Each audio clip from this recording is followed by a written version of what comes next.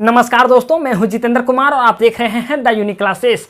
जैसा कि आप लोग को पता है कि हम लोग कुछ पिछले दिनों से झारखंड हिस्ट्री के बारे में चर्चा कर रहे हैं। आज हम लोग पढ़ेंगे झारखंड के आधुनिक काल के बारे में, झारखंड के आधुनिक इतिहास के बारे में।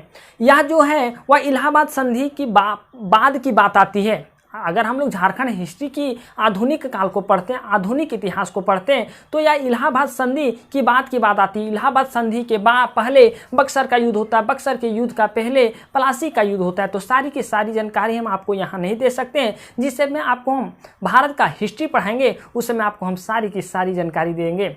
इससे पहले हम आप लोग को कुछ इन्फॉर्मेशन देना चाहते हैं दोस्तों कि जब यहाँ अंग्रेजों का आगमन होता है झारखंड के, अगर हम लोग आधुनिक इतिहास को देखते हैं तो यहाँ अंग्रेजों का शासन चलता है, ईस्ट इंडिया कंपनी की शासन चलती है। और अंग्रेज सर्वप्रथम हमारे झारखंड में सिंहभूम में आए थे। और इनके आने से पहले सिंहभूम में कई राजाओं का यहाँ शासन चल रहा था। जैसे कि आप देखिए, आपके सामने हम ये आंकड़ा तैयार किए हैं कि ढाल राजाओं का शासन ढाल क्षेत्र में चल रहा था और यह ढाल क्षेत्र सिंहभूम क्षेत्र के अंतर्गत आता था।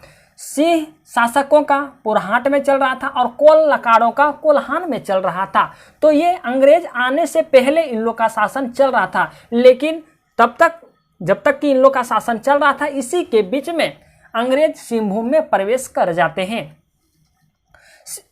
सिंहभूम में चल जाते हैं, छोटा नागपुर भी जाते हैं। छोटा नागपुर जाने के पीछे इन लोग का दो उद्देश्य था। एक दक्षिण पश्चिम बंगाल सीमा का सुरक्षा करना, ये सुरक्षा करना ताकि इन लोग को फायदा हो, क्योंकि आपको पता है कि मराठा जो लोग थे वो सीधा सीधा बंगाल पे आक्रमण करना चाहते थे। तो उससे आक्रमण से रोकने के लिए ये छोटा नागपुर आए थे। और चूंकि आपको पता है मराठा लोग का शरण यहीं बना हुआ था, जो कि विष्णु सिंह दिए थे। अगर ये मराठों लोग को रोक लेते हैं, अर्थात अंग्रेजों मराठे लोग को रोक लेते हैं, तो फिर यह अंग्रेजों को फायदा होने वाला था। अगर इन लोग आक्रमण बंगाल पे करेंगे, एक उद्देश्य ये था। दूसरा उद्देश्य, क्योंकि ये झारखंड में अपना सत्ता जमाना चाहते थे, कई क्षेत्रों को अपने कब्जा में लेना चाहते थे। उसी में से एक जो अंग्रेज के शासक थे जिनका नाम होता है फर्ग्यूसन ने 1767 ईस्वी में, जनवरी 1767 ईस्वी में सिंहभूम के घाटशिला महल पर आक्रमण करते हैं और 22 मार्च 1767 ईस्वी को ये अपने कब्जे में इसे ले लेते हैं। इसे कब्जे में झारखंड पे अंग्रेजों का शासन करना सिर्फ कर वसूलना ही नहीं था। ये अपने यहाँ आए थे, ये अपने अधिकार क्षेत्र को बढ़ाने के लिए भी, ताकि इनका दोनों काम हो जाए, इनका कर वसूली भी हो जाए और वे अपने अधिकार क्षेत्र को बढ़ा सके। उसी में से एक शासक आता है जिसका नाम होता है फर्ग्यूसन। इन्होंने सिंहभूम के घाटशिला पे आक्रमण कर दिए और 22 मार्च को इस क्षेत्र को अपने कब्जा में ले लिया।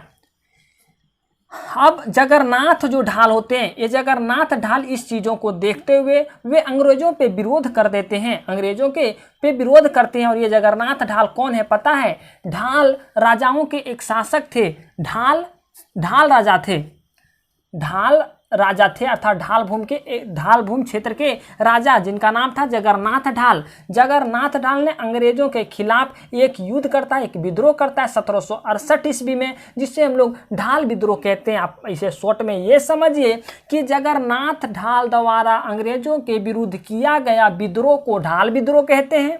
ठीक है, ढाल विद्रोह कहते हैं। और यह जो विद्रोह हुआ वह लगातार 9 साल तक हुआ, अर्थात हम कह सकते हैं 1768 और 1777 तक हुआ। 9 सालों तक यह आनाकानी चलते रहा, मतभेद चलते रहा। लेकिन फाइनली जगन्नाथ ढाल को अंग्रेजों को कर देना पड़ा। ये सालाना 4267 रुपये कर दिए।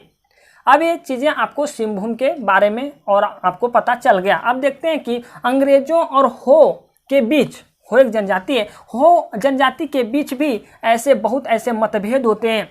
जब मेजर रफसेज आते हैं, अंग्रेज के शासक मेजर रफसेज कोल्हान क्षेत्रों में आते हैं, तो अंग्रेज और हो के बीच युद्ध होती है, विद्रोह होती है। और यह 1820 का समय है और इसके नेतृत्व करता इस युद्ध के नेतृत्वकर्ता लेफ्टिनेंट मेलार्ड होते हैं। आप इसे लिख लीजिएगा, यहाँ लिखा हुआ नहीं है, लेफ्टिनेंट मेलार्ड होते हैं। इसमें अंग्रेजों की जीत होती है और हो शासकों की पराजित होती है।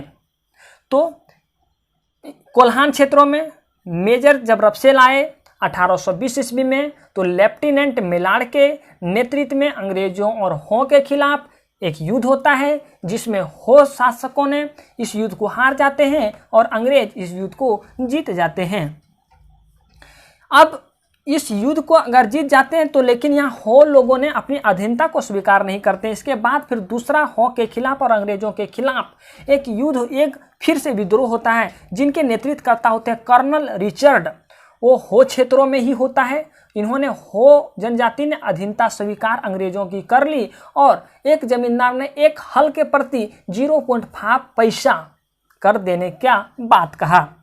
तीसरा, इन्होंने अधीनता तो स्वीकार कर लिया, लेकिन हो लोगों को यह मन में चल रहा था कि जो ये अंग्रेजों ने हम लोग के खिलाफ कर की बातें रखी है, ये असंवैधानिक है या अवैध है, हम लोग को इसे कर नहीं देना चाहिए। अर्थात कह सकते हैं कि हो जो लोग थे वो बिल्कुल पूरी तरह अंग्रेजों से असंतुष्ट थे। उसी समय एक विद्रोह होता है जिसे हम लोग कोल विद्रोह के नाम से जानते हैं, और यह कोल विद्रोह में हो जनजाति ने चढ़ बढ़कर विरोध किया और इन्होंने छोटा नागपुर खास, दहालबूम और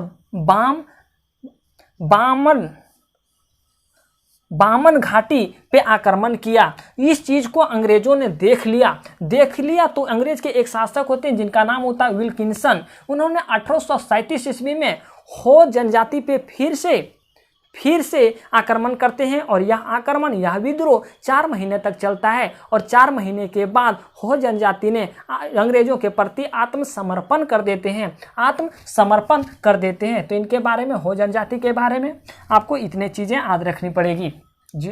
1 2 3 बार इन पे अटैक किया गया, बाकी ऊपर का चीज़ आपको तो पता है। अब आता है कि उसमें पलामू में क्या चल रहा था। सिंहभूम में चल गया, हम लोग पता चल गया, और हम लोग को सिंहभूम में क्या हो रही थी चीज़ें देख लिए। कोल्हान क्षेत्र में क्या हो रहा था, हो क्षेत्र में क्या हो रहा था, चीज़ें देख लिए। उस समय पलामू भी एक बहुत बड़ा चर्चा में था, पलामू भी बहुत बड़े चर्चा में था। तो पलामू में क्या हो रहा था, तो उस समय पलामू को देखते हुए एक